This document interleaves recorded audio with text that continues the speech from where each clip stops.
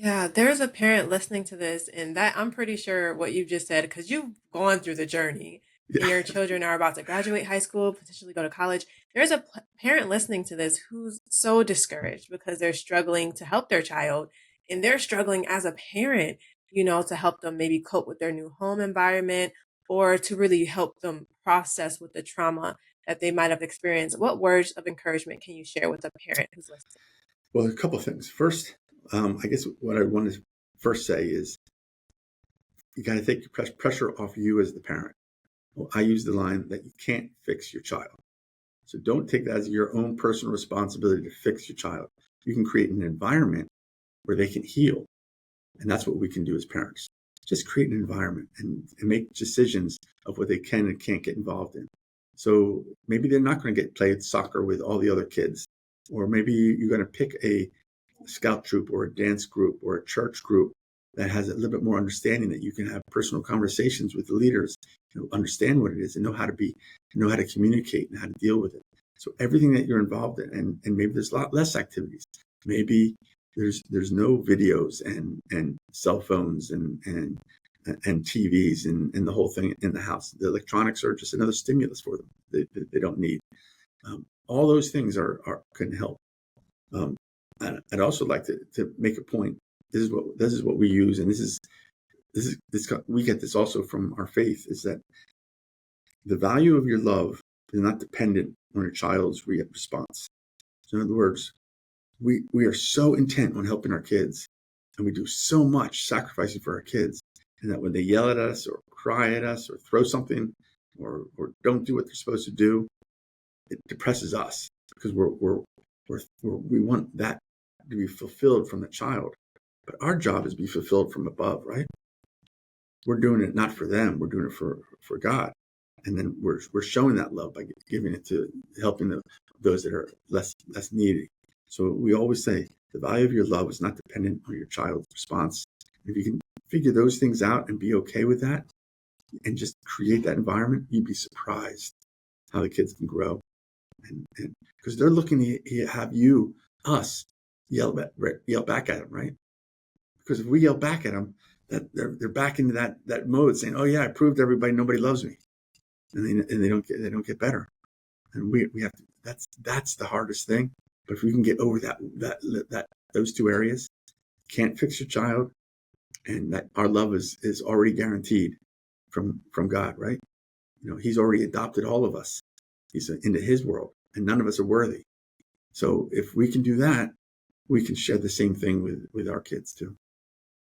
That's so encouraging. Thank you for that. Someone needs to hear that for sure because sometimes we can be hard on ourselves as parents and to understand that hey, you don't have to control your kids. It's actually not your job to control your kids, but it's to model behaviors for them, is to lead them and teach them how to make good decisions so they can independently do those things on their own. Yes. So, and then leading on the strength of God, because some days it's like, God, help me.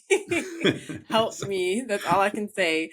And he shows up every time and helps yes, me yes. just take it one day at a time. Sometimes it's hour by hour, but he definitely shows up and gives me the strength to be a good steward over his children because they belong to God, right? And it's amazing. Just when I think I know everything, that's when all problems and mistakes happen again, and then I sit back and go, "Okay, that was me again. That was me getting in the way." So, Yep. wait, At so what point did you realize that the way that you were parenting wasn't working and that you needed more help and resources to be able to help your children thrive in everyday life? Like when did the behaviors show up in them the specifically? a lot of the behavior showed up pretty quickly, within probably a year or two.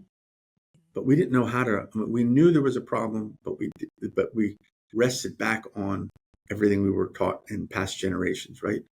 Oftentimes they call it about generational trauma. It could the way you handle things, it could just pass down from one generation to the next. And and we didn't question that. We didn't say, are there other ways of handling this? We just assumed it was correct. If a child acts up, you give them a penalty, or you give them, some sort of consequence, or you send them to their room. And you know it, it was year after year of doing the wrong thing and following the wrong advice that only finally led to that court situation, and then that led to connecting with our friend who happened, as I mentioned, was pastor's wife, who had gone through all this and said, "Hey, there's another way." And only through that process. And sometimes that's why I do this, because I want to be that person who also says to a parent out there that, hey, there's another way. You think beyond. There's lots of ways doing it. And even for those people who maybe they aren't as faithful, there's still the science behind it. The science and the faith are working in conjunction. And so we call it a brain-based therapy. Our school is all based on helping the brain, but we're a Christian school, but it's a brain-based therapy in the science, so that they work hand in hand. And I think that's the information is out there. We just have to be willing to look for it and have somebody just show up and say, "Hey, there's another way. There's hope. Our kids can heal. Our kids can get better." And that's my message to the world. Yes. So as your children got older, school age, what was your journey like kind of navigating the school system? What was that like for you? And Right. really advocating, I guess, for your children. So I'm assuming that a lot of parents who have a similar situation as ours, we all have IEPs. Some Yeah. school districts are tough and force us to only have 504s or something like that.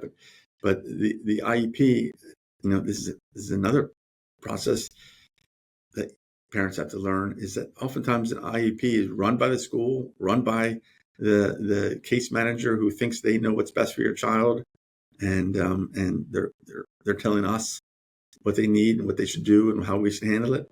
And too often we're just nodding, saying, "Well, they must be the experts. They must know what it's doing." And one of the things I found out is they're not. They don't know our children like we know our children, and they don't know trauma like we know, like we can learn about trauma. And they're going to implement things that don't work. And then they're going to come back and say, "Well, what's wrong with you, Mr. Parent?" and we're frustrated and angry and upset, and we don't know what's going on. And again, this comes back to one of the things we teach is that all these experts, all these counselors, all these therapists, I kind of look at them kind of like accountants and lawyers. They're great at what they do, but you have to define the problem for them. And if you don't define the problem, they're going to just react to what they know. Too often, that's going to be something to do with behavior BAA or behavior management, and none of that works for our kids. We have to choose that. You're only going to see my kid if you understand trauma. You're going to only understand my work with my child if you know how to develop a relationship. And through that relationship, you work on coping skills. Through the coping skills, you work on resiliency. And over that time, you work on handling difficult situations and through brain-based therapies. That's the way a parent has to work with it. And similar to a school, we have to teach them sometimes. And we have to sit Yeah. down with them, and we have to spend some time and saying, "Hey, no, that's not right. That isn't how we do it with the parents."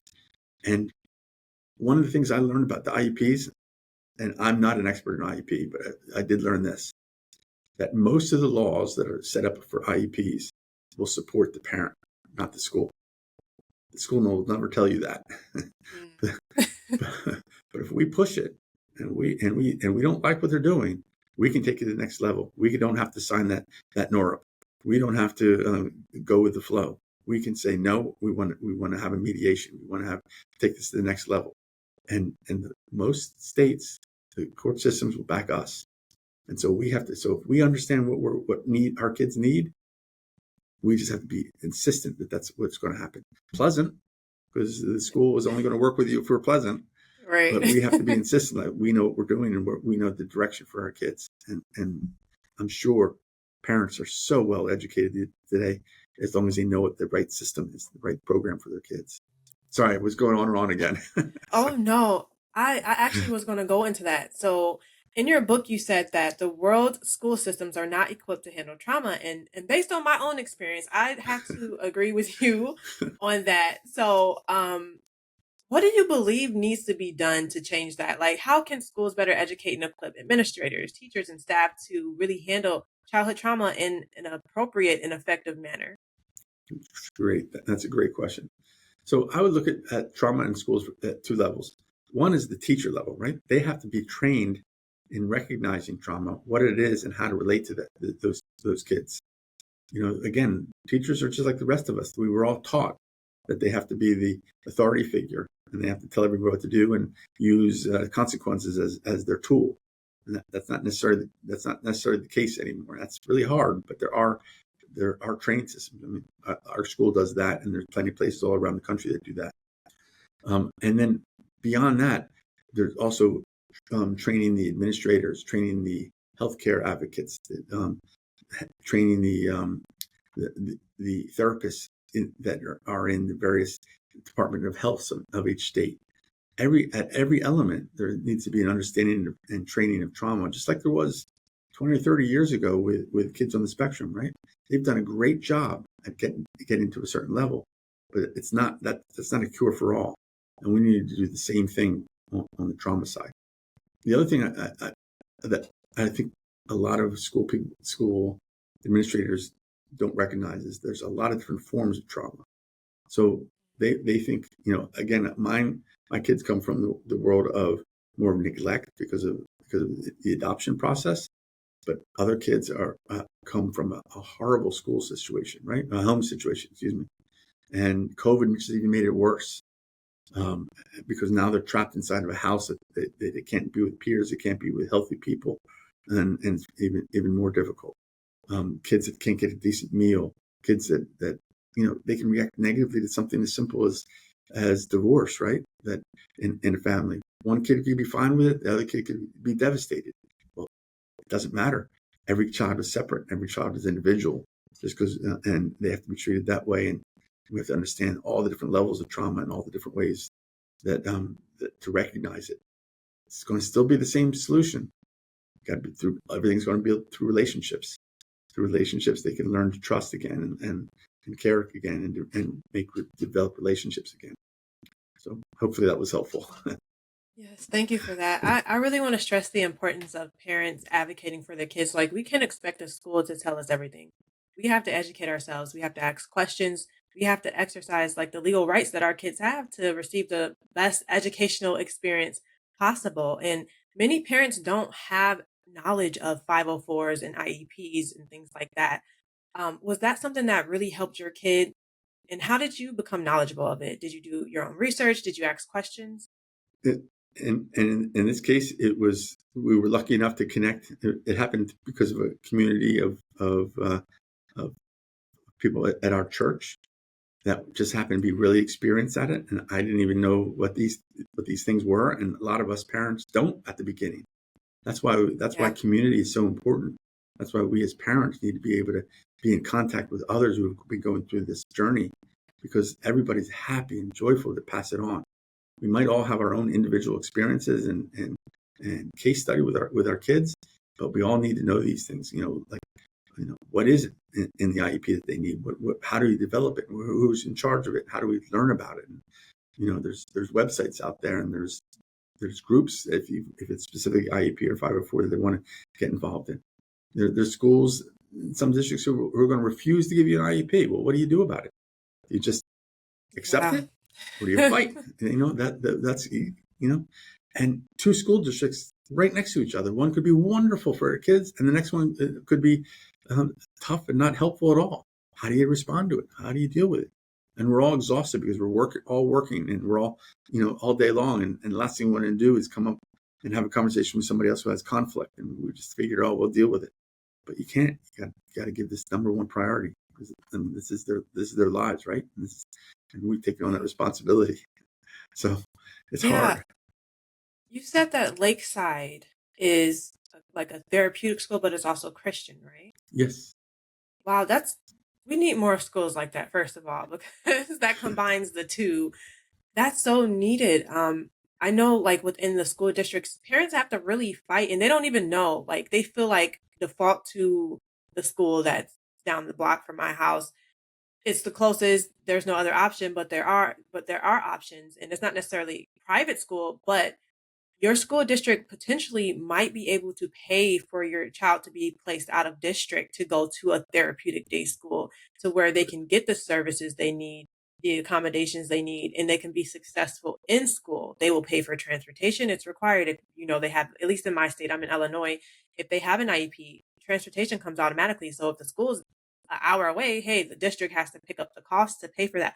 So parents don't know that, hey, there are options. You don't have to Yes. default to the school in your town down the street. If that, they don't know.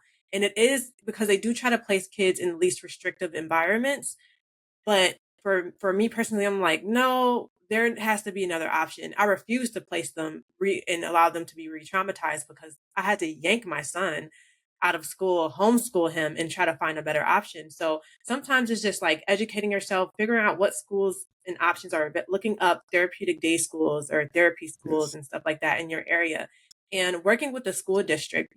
Really, really bypassing the individual school, going to the district office and getting information and letting them know what your needs are, writing it, putting it writing and letting them know, hey, this is what my child needs. I want them evaluated. Like, you have the power and the authority to do those things as their parent. And we need to exercise that. You know what I mean?